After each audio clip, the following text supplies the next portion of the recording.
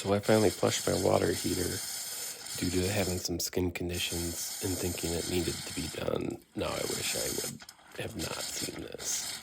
Curious if anyone knows why or what the black stuff is, if it's concerning, or if it possibly needs a new water heater.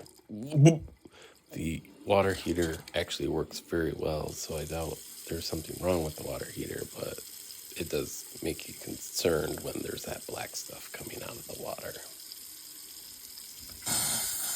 Leave a comment below if you know what it is or any thoughts on the black water goo coming out of the faucet. I did flush the water heater twice. Also, there wasn't any black stuff coming out of the drain pipe, or at least I didn't see the black stuff.